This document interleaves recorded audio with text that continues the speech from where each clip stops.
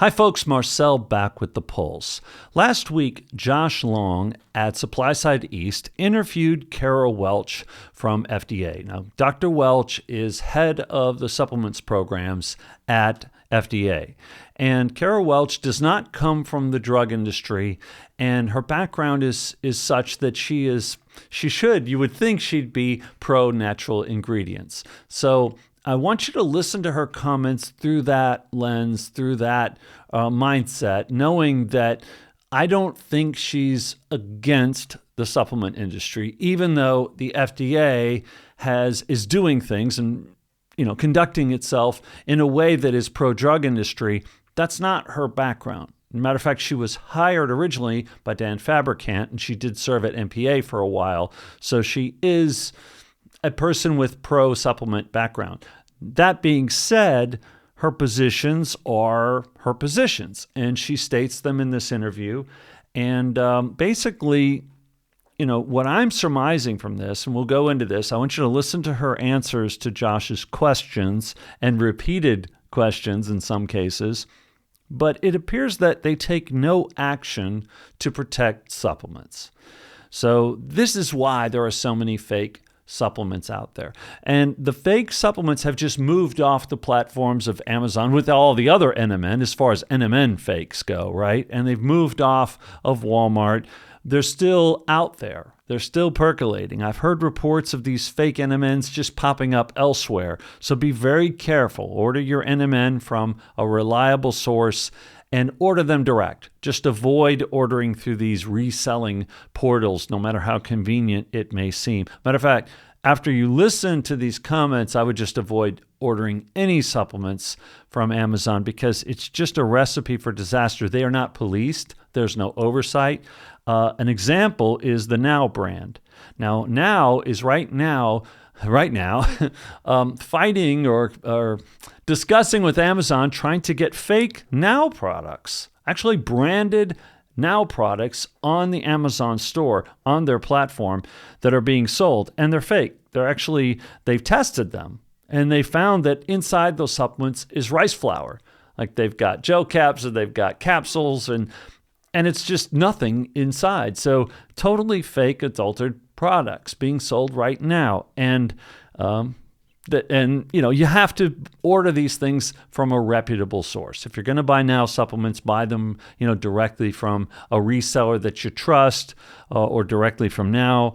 But with any supplements, order direct. I order from Do Not Age. I also have checked into Pro Health Longevity. There are other safe supplement suppliers out there. It's best to order direct. Now listen to what Dr. Welch starts off with in the questioning with Josh when he brings up this topic about Amazon.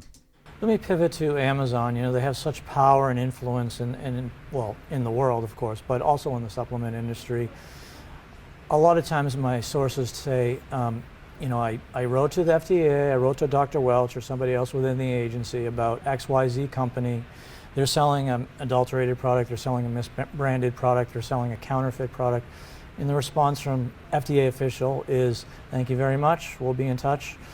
And then crickets go. There's no action from FDA, there's no follow-up communication from the agency. I want to give you the chance to comment on what you do with that information and how you communicate. Yeah, and I know that's frustrating. I think, to be clear, product complaints, adverse event reports are really valuable. They are a really important piece to FDA's evaluation of the marketplace and the use of our resources. Mm-hmm. Product complaints that come in, adverse event reports, they are all reviewed, every single one of them. At least from my perspective, when they come in to me, sometimes they are sent directly to me. I forward it to my staff for review. We want to make sure that the experts can review it. If it is something that requires follow-up, we will refer it to the appropriate party. Often it's our partners in the Office of Regulatory Affairs, or ORA for FDA, and they are the field staff and they work directly with firms. My question is, do you think you could do a better job of holding yourself accountable for those complaints that come in and demonstrating that you're doing something with them, that it's not just thank you very much for the information and we're not going to disclose what we do with it? There's a sense that FDA is not enforcing the law and that it's allowing these products to proliferate on the likes of Amazon, for example. I mean, as a matter of policy, we don't discuss the compliance status of specific products with third parties, including media or competitors on the market. That's not something that is our practice. And it's important. I think many people in industry would appreciate that if they were on the other side of that issue. They don't discuss it and they don't do anything about it. And that's how we got to the point of having 60% of the supplements on Amazon being fake, at least in the case of NMN. But I've seen reports that also list many other supplements being fake, and now a whole brand being faked in some cases on Amazon with the Now brand. So they're not enforcing anything. They're not doing anything. The only thing that she goes on to talk about, and let's listen to some more, are protecting the drug industry, providing drug preclusions in advance of supplements or ahead of prioritizing drugs over supplements. And she talks about disease cure claims with supplements and how that's such a bad thing. So, and that benefits the drug industry as well, because they can claim to cure things, whether they have more side effects than cure is beside the point. They can make those claims. We can't even really, disease prevention isn't even claimable or in many cases provable with supplements, even though people are getting healthy by taking supplements. So the only times that they act and do anything, and he asks this many, many times in many different ways, the only time they take action is not against fake supplements. It muddies the water to have fake supplements. The only time is when they can side with the drug industry. Listen. But it is reviewed, at times we need to look at a specific situation and see if it's a broader issue. Is it something we need to follow up on? But they are reviewed. It does not fall into a black hole. And I think it's important for us to then communicate where we can if there are issues. And so, point taken. I think that's something we can always work on being better at. And then in terms of just the follow-up, the enforcement end, do you want to comment on that? I mean, to the extent to which your agency is enforcing against products that maybe, you're not going to get a dead body in the street, but there's an adulteration issue, for example, and there's a misbranding issue. And he's doubling down. He's asking again, are you going to enforce NDINs? Are you going to protect the public with a safe supply of supplements? What's the status with the enforcement today? So first, I have to say, I think we're actually a fairly effective program in enforcement. And I know that is not always reflected with some of our industry partners. They don't always see it that way. But we're fairly active. I would say there's always room for more, and it's not always a satisfying answer, but there are limited resources, and there are limited resources within our office. We do our best to review the information and make a determination, but there are also limited resources with the field staff, right, in the Office of Regulatory Affairs. If we're talking about an enforcement action like a seizure or an injunction, then we're dealing with the Department of Justice and their limited resources. At that point, we're literally making a federal case out of it, and so we need to balance every step of the way. They need to balance, is this where we spend our resources or this case? And I think that's always a hard call. I would love to see more.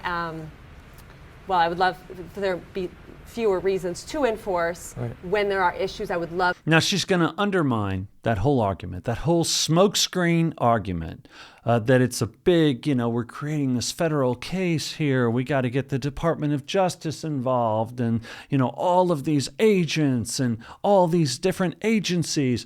She's creating this giant smokescreen that isn't real because she's about to undermine it in a bit here with other commentary, right? It doesn't require all of that to stop the fakes. Listen. Issues, I would love to be able to direct resources, but there is a limit to our reach.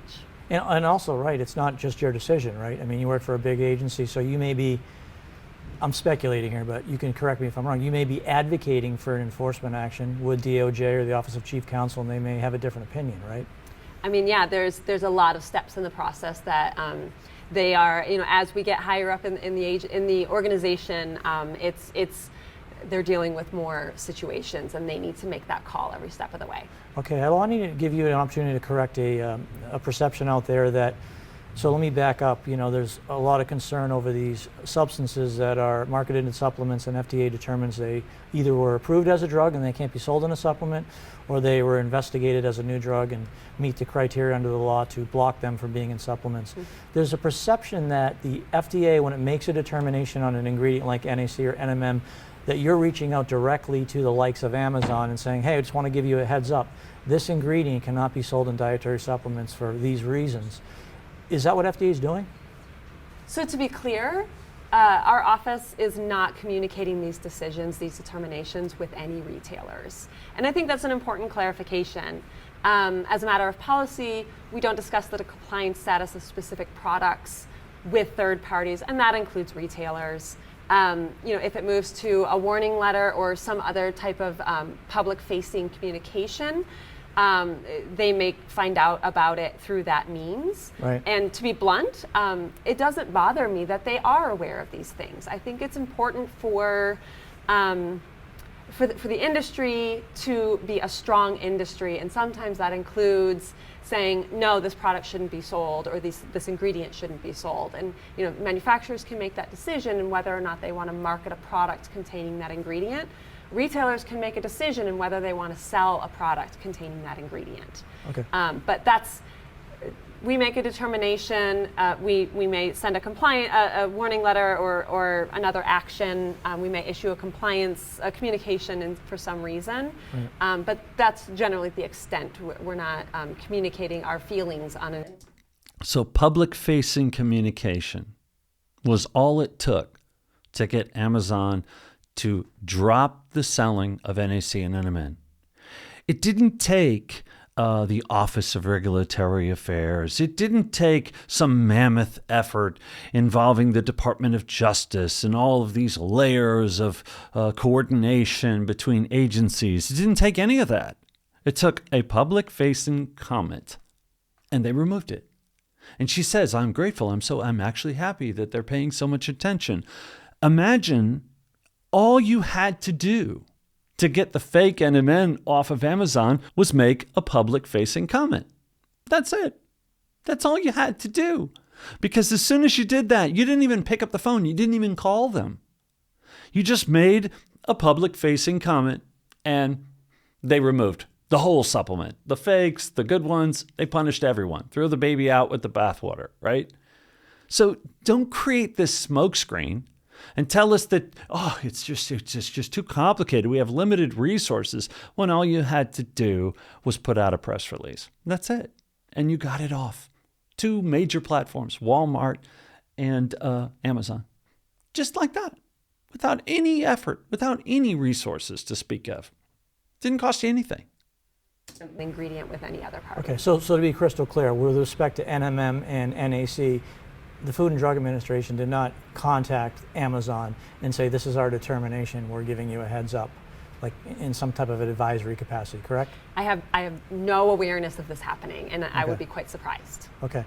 I want to give you a chance, there's a lot of concern about these issues related to so-called drug preclusion, where an FDA again says, this ingredient, I know it's been on the market a long time with NAC, for example, but we determined it was approved either before it was lawfully marketed in a supplement, or it was the subject of substantial clinical investigation made public and instituted before it was marketed in a supplement. With regard to this anti-aging ingredient known as NMN, I can't pronounce the longer version of the name, the complaint basically boils down to this, Dr. Welch. The ingredient company, A, we'll call it, sent a new dietary ingredient notification to your agency to demonstrate the safety of the ingredient in their NMN ingredient. The FDA reviewed that ingredient and issued a so-called good day letter or acknowledgement without objection. That company interpreted that letter as giving them the green light to go to market with that ingredient. in their estimation, they followed the law, they followed the letter of the law, and they demonstrated the safety of the ingredient. Later on, several months later, the FDA determined that that ingredient, in fact, was an ingredient called MIB 626, studied by a pharma company, and therefore that ingredient was precluded in supplements. How did this happen? So I understand that this is a frustrating situation, and it's not our practice to do that. We actually try to do a really good job in those 75 days of review period that we get for an NDI notification to review not only the identity and the safety of the ingredient, but these other issues as well. And we didn't connect those dots the first few times this ingredient came through our program. Once we were able to make that connection that NMN, or beta nicotinamide mononucleotide, was the subject of an IND under authorization, we sort of confirmed that it checked all the boxes, and then we communicated that to the notifier. Because of the unfortunate situation, we felt it was really important to communicate that to everyone who had submitted a notification for that ingredient. I think it was 3 total firms. So we followed up with a subsequent superseding letter to notify them of the current thinking. It's not our general practice. I think we're usually better about getting all of the review done in 75 days. Unfortunately, that didn't happen in this case. And of course, that was, your agency made a determination, a citizen petition was filed, and so you're going to be reviewing additional evidence, right, to determine whether your position holds in the future? I mean, yes, so we do have a citizen petition on file regarding NMN. There's a number of questions, and so it's important that we review the petition and any information that's been submitted. Similar thing happened with NAC. Okay, so it is general practice, at least over the past couple years, it is general practice for FDA to come back later and say, oh, we're banning this thing that's been available. Now, NMN was being safely sold by more than 3 firms. The reason it didn't make much sense for anyone to file NDINs is they never act on them. They don't protect them. So supplement companies had no motivation to file these NDINs. And NMN is in 600 products, as I mentioned in my last video, and safely sold and effective, impacting now the health of millions of Americans. So this is all a smokescreen. They don't enforce NDINs, but they say you must file them. But they don't do anything about them. They don't protect the supplement companies. Now, what's going on right now in the scope of this, at the same time, at the same Supply Side East, Josh Long interviewed Steve Mister at CRN. And he's filing another citizen petition about these drug preclusions. He initially said that he was filing a citizen petition regarding NMN, but it's regarding all supplements because the supplement industry now is paying attention. They get what's going on. And they realize that this superseding impact, this reach of FDA and going back and taking things off the market that they had acknowledged prior to this, NMN is just the second domino to fall. There's going to be more. And which ones are going to be next? It's anyone's guess, but it can be any number of supplements. So these supplement companies are suddenly taking notice. And guess what? They're joining the NMN fight because NMN resonates so well for so many people. And because they now see how this is playing out with FDA with drug preclusions, they're saying, okay, we got to draw a line in the sand here. Again, as I mentioned in my prior video. So if you're going to side with the drug companies every time, and you're not going to protect the supplement industry with their NDINs from fake and adulterated products, then what is the point? The rules aren't set up. The entire agency isn't set up to protect supplement companies. So how can they further innovate? How can they further bring healthy products to market? And I think all of this is outgrown. She talks about limited resources, but she sure finds the resources when there's a drug preclusion involved. And suddenly they have all the letters and all of the capabilities that they need, which is really all they need. You could have removed the fakes with the same processes that you use to enforce drug preclusion. Same concept. That review is underway, and so it does sort of limit in what I can say about NMN. It's important that we do a really comprehensive evaluation of the information at hand before responding to the petition. Okay, well, we know Amazon has removed it from their platform. Is FDA, to your knowledge, enforcing against the ingredient being marketed in supplements in some capacity?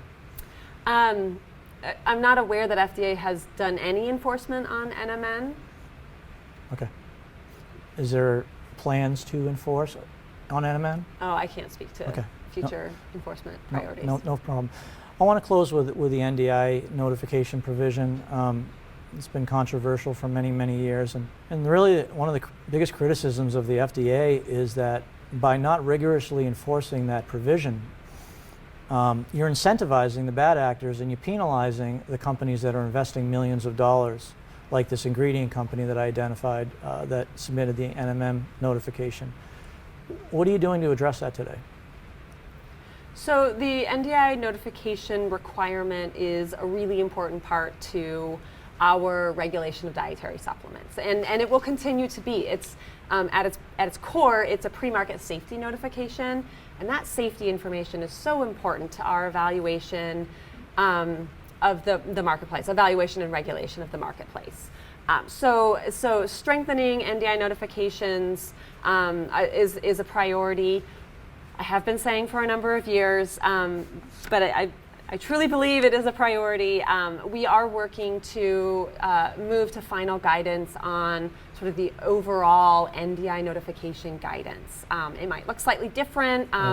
We have indicated at least sort of administrative procedures to issue in final in calendar year 2023. I know that's not very exciting, but it is something we are actively working on. We want to make sure that firms understand what's expected with an NDI notification, how to put together a good notification that identifies your ingredient and provides sort of the safety substantiation for your ingredient under the conditions of use. And that, I think, advances everyone. It ensures a safe marketplace and that FDA has this information available to evaluate. And I think a lot of stakeholders would say that's great, but again, without the enforcement, a lot of folks would argue there's not going to be a change in behavior in the marketplace. So what is the agency responsible for enforcing this provision planning to do to change its behavior with respect to enforcement? So without speaking to any specific enforcement priorities, right. We have been looking at ingredient specific violations. I said this before. File the NDIN. We're not going to enforce it. We're not going to do anything to protect you, but just make sure you fill out the paperwork correctly so that we can come back and give drug preclusions out when we feel the need, right? That's all that I'm hearing here. There is no change. There is no explanation. He asks her 5 different times in different ways about enforcement, and she never once said they were going to enforce protection against the bad players. Right? They're incentivizing the bad players and punishing the good players. And she never once, 5 times, she had the opportunity to answer this and respond to this, and she never once did so. So, and he asks again. I can tell you, I'll give you the link to the whole interview. You can watch the whole thing without me commenting, without me cutting in, which is I encourage you to do. I'll put that in the description as well. But it's highly frustrating. And I'm not anti-Kara Welch because I know her background and I understand that her hands are clearly tied here. But basically she's putting up smoke screens, in my opinion, and she's creating a bunch of flowery words that don't say anything. There was no change. They're not going to weigh in. She's not going to state what they're going to do, but they've taken no action. All right? They've taken no action against NMN. So Amazon taking NMN off their platform was done voluntarily, unilaterally. And then Walmart took it off their platform, unilaterally, voluntarily. So they've taken no action against NMN other than these public-facing comments. So it's important to note for the industry that she's on record saying they've taken no action, and we're at this standstill in this litigating posture between the industry, which is really getting behind NMN in a way I haven't seen. I haven't been a part of this industry for a long time, but I've been researching this, and it really is coming to a head, and it really is at a boiling point, and something's going to break. It's going to end up, again, at Congress and hearings, and maybe even in the courts with litigation. But this is the background. This is their backstory. This is their explanation. And this is why I believe the supplement industry is so tainted, right? They want it that way because what they want to be able to do is say, oh, you're making a disease cure claim. Or, you are stepping into a territory that is covered by drug preclusion. So you have to take that off the market, right? That's the only times that they're acting with regards to the supplement industry. That's the only time they're taking any action. And it's set up where supplement companies don't know what they can sell a year from now or 5 years from now. They don't know what their products are going to look like because the FDA can come after any one of them and use the same approach, the same game plan to disrupt their business. And this is not acceptable. And it's not acceptable to the people, the public, the millions of Americans taking these supplements, NMN, for example, experiencing benefits like myself. And this doesn't even get into the issue that I raise over and over again. It's a form of vitamin B. NMN and niacin and NR are all interrelated. They're all naturally occurring in the body, and they're forms of vitamin B. So if you're going to ban this one, I guess you got to go ban that one and then ban another one. And this is what the industry is taking note of. I'll keep watching this. I'll keep reporting on this with you. Thanks for watching. See you soon.